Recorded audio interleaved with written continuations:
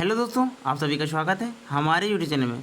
दोस्तों, आज से UP army TG2 fitter trade के लिए प्रीवियस ईयर के क्वेश्चन सीरीज स्टार्ट कर रहा हूं। दोस्तों, हमारे प्रीवियस में किस टाइप के क्वेश्चन पूछे जाते हैं आपको इससे एक आइडिया मिल जाएगा।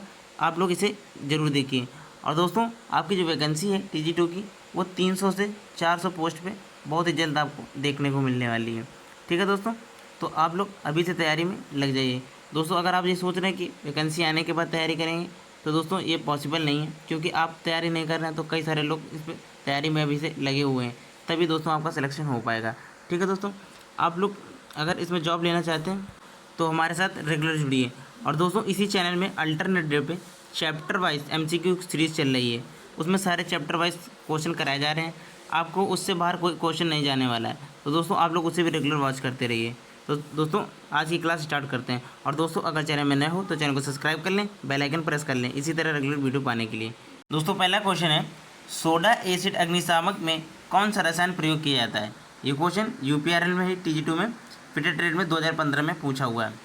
कार्बन डाइऑक्साइड का, सल्फर डाइऑक्साइड का, एल्यूमिनियम सल्फेट का या फिर सोडियम बाइकार्बोनेट का यूज़ किया जाता है। तो दोस्तों, जो सोडा एसिड अग्निशामक होता है उसमें हम लोग सोडियम बाइकार्बोनेट का यूज़ करते हैं। ऑप्शन इसका डी करेक्ट हो जाएगा दोस्तों। ठीक है दोस्तों, और दोस्तों ये जो सोडा एसिड अग्निशामक होता है इसका जो यूज़ होता है क्लास ए की जो फायर होती है उसे बुझाने के लिए किया जाता है। दोस्तों, हम लोग फायर को थोड़ा समझ लेते हैं। जो फायर होती है इसको हमने 4 भागों में डिवाइड किया है।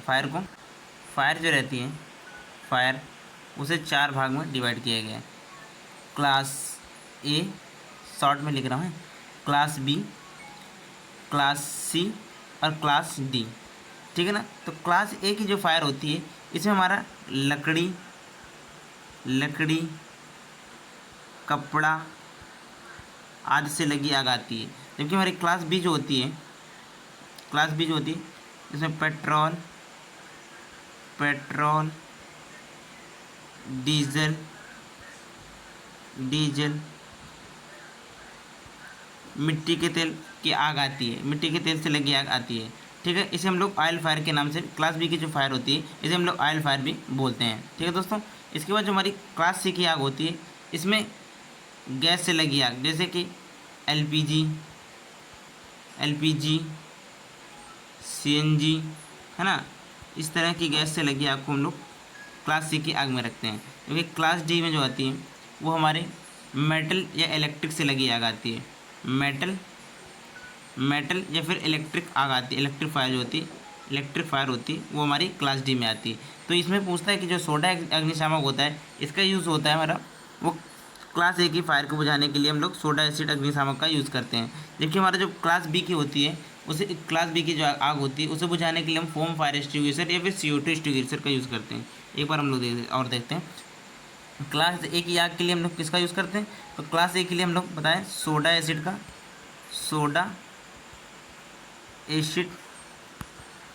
एक्सटिंग्विशर यूज़ करते हैं। ठीक है, इसके बाद जो हमारा क्लास बी की आग होगी उसको बुझाने के लिए हम लोग फोम फायर एक्सटिंग्विशर का यूज़ करते हैं या फिर CO2 एक्सटिंग्विशर का यूज़ किया जाता है। जबकि क्लास सी की जो आग होती है दोस्तों उसको बुझाने के लिए हम लोग ड्राई पाउडर एक्सटिंग्विशर का यूज़ करते हैं। ठीक है, इसके बाद हमारा जो क्लास डी की आग होती है उससे बुझाने के लिए हम लोग CTC एक्सटिंग्विशर या फिर CO2 एक्सटिंग्विशर का यूज़ किया जाता है, या फिर हैलान एक्सटिंग्विशर का भी यूज़ करते हैं। ठीक है दोस्तों, ये सारे इंपॉर्टेंट क्वेश्चन आप लोग इसे याद रखना। तो दोस्तों, इसका जो आंसर था हमारा डी करेक्ट हो जाएगा। इसमें सोडियम बाइकार्बोनेट होता है। ठीक है, सोडा एक्सटिंग्विशर में। तो इसे सोडा एक्सटिंग्विशर का यूज़ पता चल गया कि हम लोग इसका क्लास ए की फायर बुझाने के लिए, जबकि हमारे क्लास ए की आग और पानी रेत का भी यूज़ करते हैं। ठीक है ना दोस्तों। नेक्स्ट क्वेश्चन है, इनमें से क्या एक हस्त पुस्तिका में सहित नहीं होता है। यानी कि हैंड पुस्तक जो होती है उसमें क्या नहीं रहता है इनमें से। ऑप्शन है आधारभूत जानकारियाँ, दिशात्मक विवरण, सामान्य दोष या फिर कारखाना कानून। तो दोस्तों, जो हमारी हस्त पुस्तिका होती है उसमें हमारे कारखाना कानून नहीं दिए रहते हैं। ऑप्शन इसका डी करेक्ट हो जाएगा दोस्तों। जबकि हमारी आधारभूत जानकारियाँ, दिशात्मक विवरण और सामान्य दोष ये सब चीज़ों की जानकारी हैंडबुक में रहता है। हैंडबुक में ये सारी जानकारी रहती हैं। लेकिन हमारे जो कारखाना कानून होता है उसमें ये नहीं रहता है, ठीक है ना दोस्तों।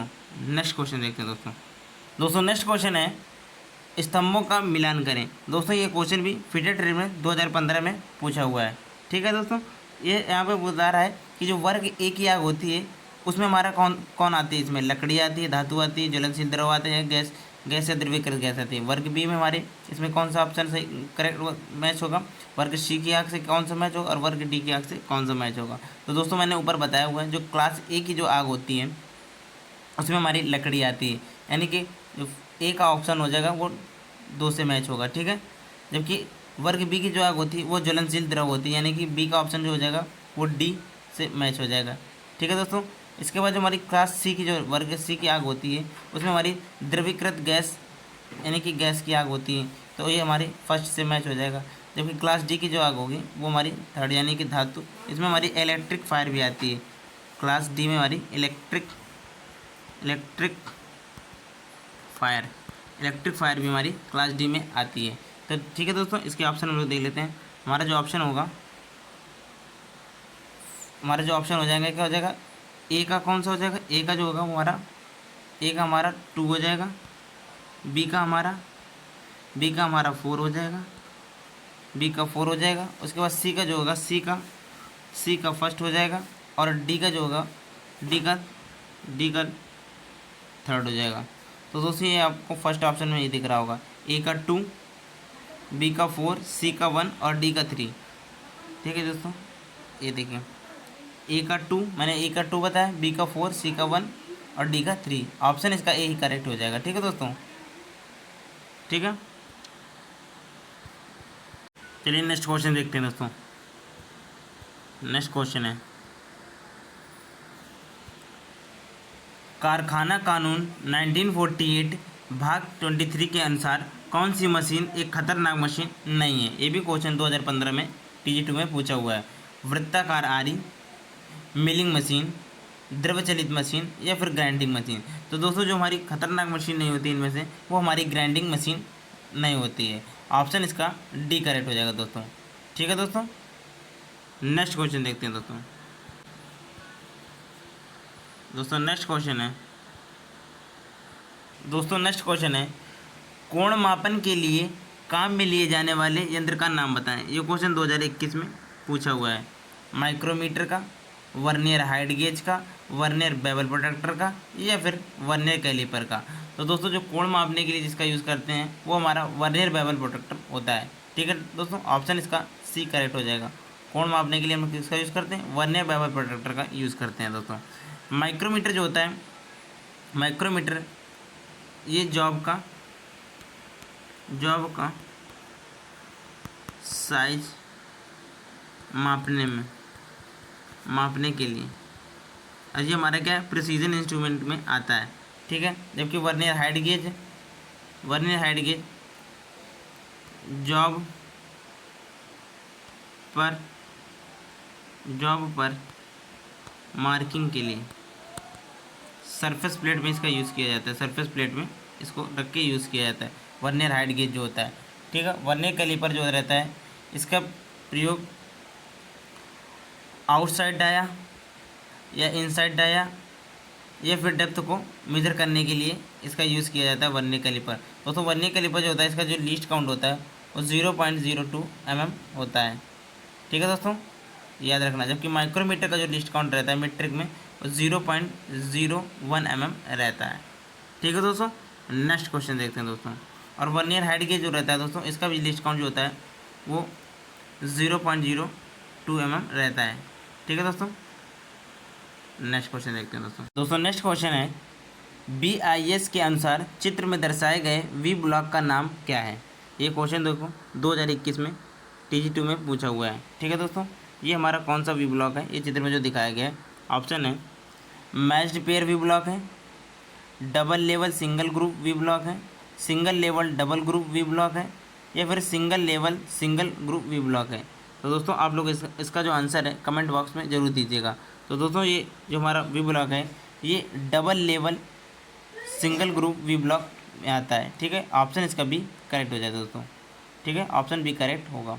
दोस्तों जो वी ब्लॉक होते हैं वी ब्लॉक ये हमारे 2 ग्रेड में आते हैं, ग्रेड ए और ग्रेड बी, दो टाइप के वी ब्लॉक आते हैं। और दोस्तों ये जो एंगल रहता है इसका 90 डिग्री एंगल रहता है। ग्रेड ए वाले जो वी ब्लॉक होते हैं ये हमारे हाई क्वालिटी स्टील के बने रहते हैं, जबकि ग्रेड बी के जो वी ब्लॉक होते हैं ये हमारे क्लोज ग्रेन कास्ट आयरन के बने रहते हैं। दोस्तों जो हाई क्वालिटी स्टील के जो हमारे वी ब्लॉक होते हैं इनकी जो लंबाई रहती है वो 100 mm की लंबाई में मिलते हैं, जबकि हमारे जो ग्रेड बी वाले जो वी ब्लॉक होते हैं ये हमारे 300 mm की लंबाई में मिलते हैं। दोस्तों इसका जो हमारे ग्रेड बी वाले वी ब्लॉक होते हैं इसका यूज़ साधारण वर्कशॉप में किया जाता है, जबकि जो इनका यूज़ होता है ग्रेड वाले ए वालों का उनका हमारा टूल रूम में किया जाता है। ठीक है दोस्तों, इससे सारे ये क्वेश्चन पूछे हुए इन्हें याद रखना। ठीक है, नेक्स्ट क्वेश्चन देखते हैं दोस्तों नेक्स्ट क्वेश्चन है, अमोनिया से भरे सील बंद पात्र में धातु को क्रांतिक तापमान पर गर्म करने की प्रक्रिया को क्या कहते हैं। ये क्वेश्चन 2022 में TG2 में पूछा हुआ है। नाइट्राइडीकरण कहते हैं इसे, साइनाइडिंग कहते हैं, कार्बोराइजिंग कहते हैं, या फिर तापानुशीतलन कहते हैं। तो दोस्तों जो सील बंद पात्र में धातु को क्रांतिक तापमान में गर्म किया जाता है उसे हम लोग नाइट्राइडिंग कहते हैं। ठीक है दोस्तों, ऑप्शन इसका एक करेक्ट हो जाएगा दोस्तों। ठीक है दोस्तों, जो हमारे क्रांतिक तापमान होता है यानी कि स्टील में दो तरह के तापमान होते हैं, एक होता है लोअर क्रिटिकल टेम्परेचर और एक होता है अपर क्रिटिकल टेम्परेचर। दोस्तों लोअर क्रिटिकल टेम्परेचर रहता है वो 723 डिग्री सेंटीग्रेड, 723 डिग्री सेंटीग्रेड, जबकि अपर क्रिटिकल जो होता है वो 800 डिग्री सेंटीग्रेड अप्रॉक्सिमेट माना जाता है। ठीक है, 800 डिग्री सेंटीग्रेड अप्रॉक्सिमेट मान लिया जाता है।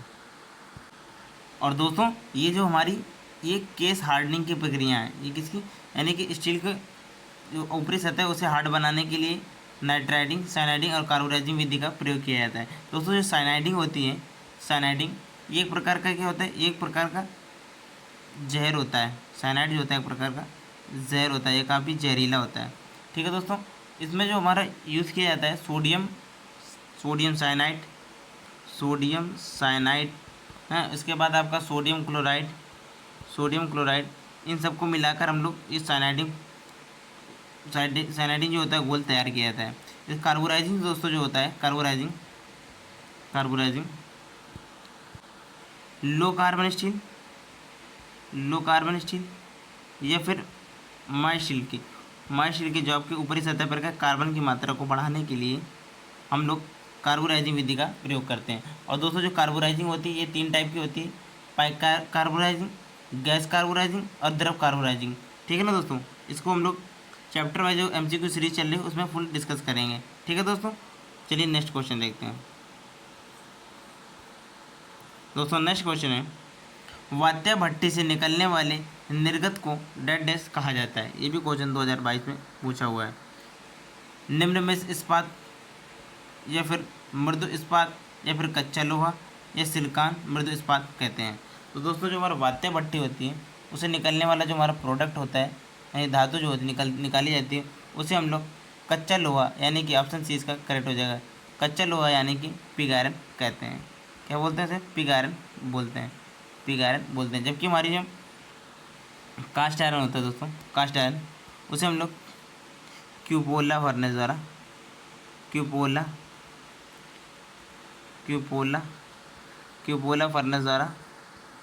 फर्नेस से निकाला जाता है। जबकि दोस्तों राट आयरन जो रहता है राट आयरन उसे हम लोग पुंडलिंग भट्टी द्वारा निकाला जाता है। राट आयरन जो होता है ये हमारा लोहे का सबसे शुद्ध रूप होता है। जो हमारा राट आयरन होता है लोहे का सबसे शुद्ध रूप है, शुद्ध रूप होता है जो हमारा राट आयरन है। इसमें जो कार्बन की परसेंटेज होती है वो 0.02 से 0.05% तक कार्बन इसमें पाया जाता है। और इसमें जो लोहे की मात्रा होती है वो 99.99% तक इसमें क्या पाया जाता है, हमारा लोहा पाया जाता है। ठीक है ना, जबकि लोहे का सबसे अशुद्ध रूप जो होता है वो हमारा ढलवा लोहा यानी कि कास्ट आयरन। इसमें कार्बन की परसेंट 2 से 4% रहती है। जो ढलवा लोहा रहता है उसमें कार्बन की परसेंटेज पूछता है 2 से 4% रहती है। ठीक है दोस्तों, नेक्स्ट क्वेश्चन देखते हैं दोस्तों नेक्स्ट क्वेश्चन है, वह क्लच जिसे क्लच के दोनों एलिमेंट स्थिर होने पर ही लगाया या हटाया जा सकता है उसे किस नाम से जाना जाता है। मल्टीप्लेट क्लच या फिर प्लेट क्लच या फिर कोन क्लच या फिर उसे डॉग क्लच। तो दोस्तों उसे हम लोग डॉग क्लच के नाम से जानते हैं। ऑप्शन इसका डी करेक्ट हो जाएगा दोस्तों, ठीक है। ये कोन क्लच रहता है, एक कुछ कोनिकल शेप में रहता है, इस शेप में रहता है। कोन क्लच रहता है वो इस शेप में रहता है, ये इसका मेल पार्ट रहता है। इसमें एक फीमेल पार्ट भी इसी तरह रहता है जिसमें ये फिट हो जाता है। और दोस्तों ये जो क्लच होता है इसे हम लोग चालू अवस्था में भी इसको क्या कर सकते हैं, जोड़ सकते हैं। यानी कि मशीन पार्ट चालू अवस्था में भी, मशीन पार्ट में चालू अवस्था में भी इसको अवस्था में इसे जोड़ा जा सकता है, ठीक है। इसे इंगेज और डिसएंगेज किया जा सकता है, ठीक है दोस्तों। इसके बाद जो हमारे मल्टीप्लेट क्लच होता है, इसका यूज़ बड़ी बड़ी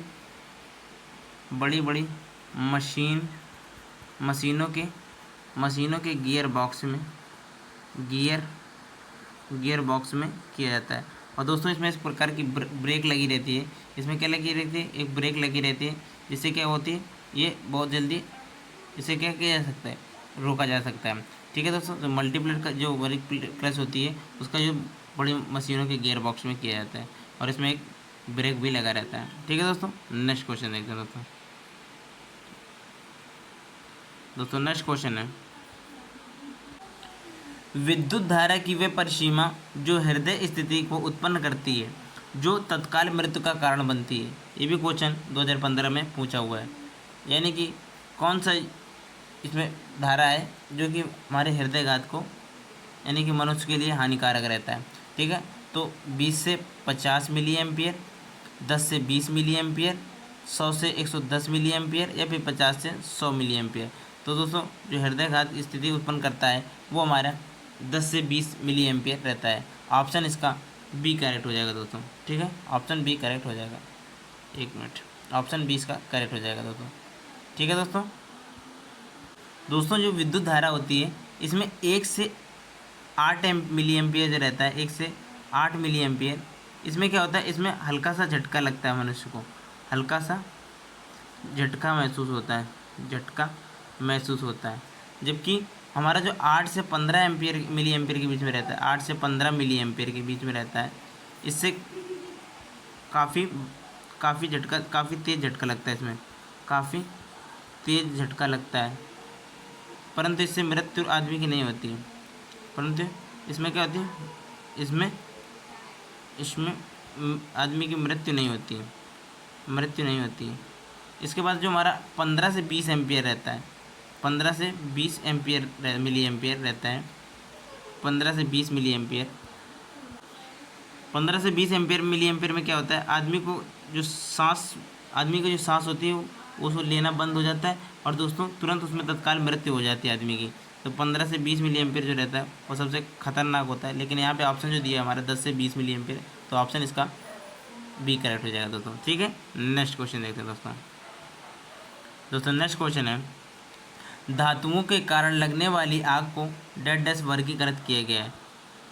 दोस्तों वर्ग डी में, यानी कि क्लास डी में आती, वो एक क्लास ए में आती, एक क्लास बी में आती, एक क्लास सी में आती। तो धातुओं के कारण जो लगी आग होती है वो हमारी वर्ग डी, यानी कि ऑप्शन इसका ए करेक्ट हो जाएगा, ठीक है दोस्तों। जबकि इलेक्ट्रिक से लगी आग भी इसी में आती है, विद्युत से लगी आग, इलेक्ट्रिक फायर जो होती है, इलेक्ट्रिक फायर, वो हमारी क्लास डी में आती है। क्लास ए में हमने बताया लकड़ी, कागज़, कपड़े की से लगी आग आती है, ठीक है। जबकि क्लास बी में जो होती है, क्लास बी में ऑयल फायर, और इसे ऑयल फायर भी बोलते हैं, ऑयल फायर, इसमें हमें पेट्रोल डीजल से लगी आग आती है, ठीक है। पेट्रोल डीजल से लगी आग आती है। जबकि क्लास सी में जो होती है हमारी, इसे हम लोग गैस फायर भी बोलते हैं, इसमें क्योंकि गैस से लगी आग आती है, गैस से लगी आग, जैसे कि एलपीजी सीएनजी से लगी आग, ठीक है दोस्तों, सीएनजी से लगी आग आती हैं, ठीक है दोस्तों। नेक्स्ट क्वेश्चन देखते हैं हम लोग दोस्तों। नेक्स्ट क्वेश्चन है, निम्न में से किस प्रक्रिया में टूल की घुड़न क्रिया का उपयोग करके ठोस धातु में वृत्ताकार छिद्र बनाने को कहते हैं। ये भी क्वेश्चन 2021 में पूछा हुआ है। जो हमारी घुड़न क्रिया का प्रयोग करते हुए धातु में छिद्र करने की प्रक्रिया जो होती है उसे हम लोग क्या कहते हैं, बोरिंग कहते हैं, काउंटर बोरिंग कहते हैं, ड्रिलिंग कहते हैं, या फिर रीमिंग कहते हैं। तो दोस्तों उसे हम लोग ड्रिलिंग कहते हैं, ऑप्शन इसका सी करेक्ट हो जाएगा दोस्तों, ठीक है दोस्तों। जो बोरिंग होती है, ये काउंटर बोरिंग, इसे गहराई में गहराई में होल को बड़ा करने की जो क्रिया होती है, बड़ा करने की क्रिया क्या कहलाती है हमारी? काउंटर बोरिंग कहलाती है। जबकि रीमिंग जो होता है, होल को परिशुद्ध बनाने की क्रिया क्या कहलाती है? परिशुद्ध बनाने की क्रिया, यानी कि वो हमारी रीमिंग कहलाती है। ठीक है दोस्तों, नेक्स्ट क्वेश्चन देखते हैं दोस्तों नेक्स्ट क्वेश्चन है, कोल्ड चीजल एवं वुड वर्किंग टूल निम्न में से किस धातु के बने रहते हैं? ये भी क्वेश्चन 2021 में पूछा हुआ है। मध्यम कार्बन इस्पात, मृदु इस्पात, उच्च गति इस्पात या उच्च कार्बन इस्पात का बना रहता है। यानी जो हमारी कोल्ड चीजल होती है वो हमारी किस धातु की बनी होती है, ये इसमें पूछना जा रहा है। तो दोस्तों जो हमारी कोल्ड चीजल होती है वो हमारी उच्च कार्बन इस्पात यानी कि हाई कार्बन स्टील की बनी रहती है। ऑप्शन इसका डी करेक्ट हो जाएगा दोस्तों। जो हमारा उच्च गति इस्पात होती है यानी कि हाई स्पीड स्टील होती है, हाई स्पीड स्टील, इसमें जो मिश्रण रहता है वो सबसे ज़्यादा मिश्रण जो यूज़ होता है वो 1841 टंगस्टन, इसे टंगस्टन को डब्ल्यू से टंगस्टन, क्रोमियम और वनेडियम का यूज़ किया जाता है। ठीक है, ये सबसे ज़्यादा पूछा जाता है कि हाई स्पीड स्टील में जो सबसे ज़्यादा अनुपात यूज़ होता है वो 1841 का यूज़ किया जाता है। 1841 यानी टंगस्टन 18% रहता है, क्रोमियम जो रहता है हमारा क्रोमियम वो 4% और 1% वनेडियम रहता है। ठीक है दोस्तों, नेक्स्ट क्वेश्चन देखते हैं दोस्तों नेक्स्ट क्वेश्चन है, जहर के खतरे को दिखाने के लिए इनमें से कौन सा संकेत प्रयुक्त होता है? ये भी क्वेश्चन 2015 में पूछा हुआ है। ऑप्शन आप लोग देखिए, जहर के खतरे के लिए हम लोग ऑप्शन ए का यूज़ करेंगे, ऑप्शन बी का, या फिर ऑप्शन सी का, या फिर ऑप्शन डी का यूज़ करते हैं। आप लोग आंसर इसका बताइए, किसका यूज़ जहर के खतरे के लिए किया जाता है? ऑप्शन इसका आप लोग कमेंट बॉक्स में बताइए। तो दोस्तों इसका जो आंसर होगा ऑप्शन सी का इसका करेक्ट हो जाएगा। ठीक है, इसका यूज़ हम लोग जहर के खतरे को दिखाने के लिए हम लोग इसका यूज़ करते हैं, इस सिंबल का यूज़ किया जाता है। ठीक है, जबकि जो हमारा जो होता है ऑप्शन डी जो इसमें दिखा रहा है, इसका यूज़ होता है, ये हमारा लेज़र बीम को दिखाता है, लेज़र बीम को। ठीक है, लेज़र बीम को दिखाता है। इसके बाद हमारा ये जो ऊपर है, ये ऑप्शन है जो हमारा, ये ऑप्शन ए जो है फर्स्ट एड या फिर हॉस्पिटल का संकेत दिखाता है। जबकि ये श्वास के लिए रेसिपिरेटर, श्वास के लिए रेसिपिरेटर को दिखाता है। ठीक है, सांस के लिए रेसिपिरेटर को दिखाते हैं। ठीक है दोस्तों, नेक्स्ट क्वेश्चन देखते हैं दोस्तों नेक्स्ट क्वेश्चन है, प्रिक पंच के किस कोण का उपयोग विटनेस मार्क करने के लिए किया जाता है? ये क्वेश्चन 2015 में ये भी पूछा हुआ है। 90 डिग्री का, 60 डिग्री का, 30 डिग्री का, या फिर 45 डिग्री का। तो दोस्तों जो प्रिक पंच होता है,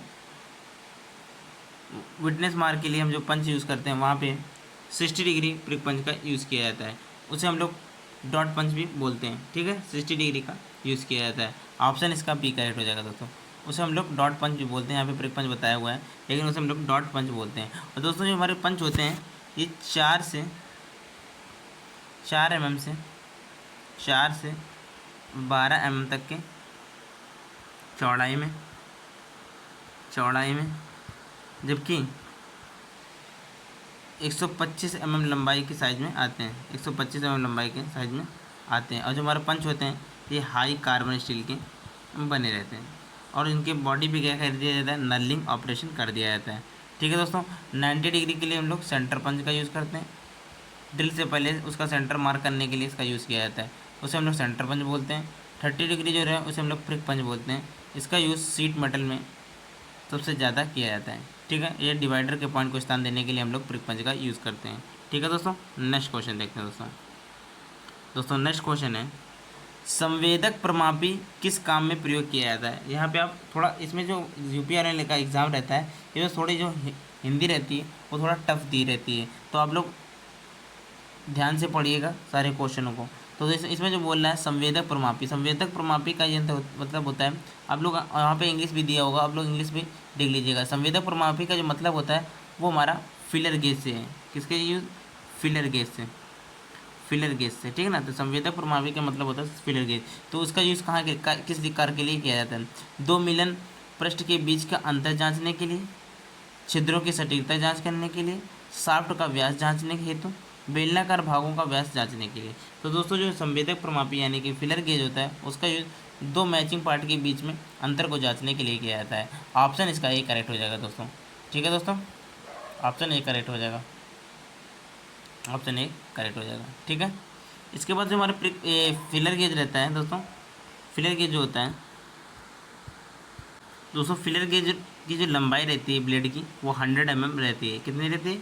100 mm रहती है। और दोस्तों जो फिलर गेज रहता है ये हमारा स्प्रिंग स्टील का बना रहता है, ठीक है दोस्तों। ये क्वेश्चन याद रखना, ये कई बार क्वेश्चन पूछे हुए हैं, ठीक है। नेक्स्ट क्वेश्चन देखते हैं दोस्तों नेक्स्ट क्वेश्चन है, thrust ball bearing dead dash वहन कर सकते हैं अच्छे एवं रेडियल भार दोनों, केवल रेडियल भार, केवल अक्षीय भार, ना अच्छी और ना ही रेडियल भार। तो दोस्तों जो थ्रस्ट बॉल बियरिंग होते हैं वो हमारे केवल अच्छी भार को सहन कर पाते हैं। ऑप्शन इसका सी करेक्ट हो जाएगा दोस्तों, ठीक है, ऑप्शन सी इसका करेक्ट होगा। जबकि दोस्तों टेपर रोलर बियरिंग जो रहती है, टेपर रोलर बियरिंग वो अच्छी और रेडियल भार दोनों ले लेती है, ठीक है, उसको दोनों को वो सहन कर पाती है, ठीक है। नेक्स्ट क्वेश्चन देखते हैं दोस्तों नेक्स्ट क्वेश्चन है, टेनिस की गेंद का व्यास डेड डैश का उपयोग करके सीधे मापा जा सकता है, वर्नियर कैलिपर द्वारा, भौतिक तुलना द्वारा, या फिर लक्स मीटर द्वारा, या फिर मीटर स्केल द्वारा। तो दोस्तों इसका ऑप्शन हमारा ए करेक्ट हो जाएगा, वर्नियर कैलिपर द्वारा उसे मापा जा सकता है, ऑप्शन ए करेक्ट हो जाएगा। दोस्तों इसकी जो लीस्ट काउंट होती है वो 0.02 mm मीट्रिक में रहती है वर्नियर कैलिपर की, ठीक है दोस्तों। और जो हमारा वर्नियर कैलिपर होता है वो इनवार स्टील का बना रहता है। किसका बना रहता है? इनवार स्टील का, ठीक है दोस्तों, इनवार स्टील का बना रहता है। नेक्स्ट क्वेश्चन देखते हैं दोस्तों नेक्स्ट क्वेश्चन है, सोल्डरिंग में अधिकांश सोल्डर डेड डैश और डेड डैश मिश्र धातु के होते हैं। मतलब किससे जो हमारा सोल्डर होता है किससे बना होता है? शीशे तथा लोहे से, जिंक तथा लोहे से, शीशे तथा टिन से, या लोहे और तांबे से। तो जो हमारा सोल्डरिंग होता है वो सोल्डरिंग में जो सोल्डर होता है वो हमारा शीशे और टिन का मिश्रण होता है, यानी कि लेड और टिन का मिश्रण रहता है। ऑप्शन सी करेक्ट हो जाएगा दोस्तों, ठीक है, शीशे टिन यानी इसे लेड बोलते हैं, शीशे को लेड और टिन का मिश्रण रहता है, ठीक है दोस्तों। नेक्स्ट क्वेश्चन देखते हैं दोस्तों नेक्स्ट क्वेश्चन है, डॉट पंच का एंगल ऑफ पॉइंट कितना होता है? ये भी क्वेश्चन 2015 में पूछा, 10 डिग्री, 60 डिग्री, 45 डिग्री, या फिर 90 डिग्री। तो डॉट पंच का जो एंगल रहता है वो हमारा 60 डिग्री रहता है, यानी कि 60 डिग्री, ऑप्शन बी करेक्ट हो जाएगा। डॉट पंच का जो यूज़ होता है विटनेस मार्क में,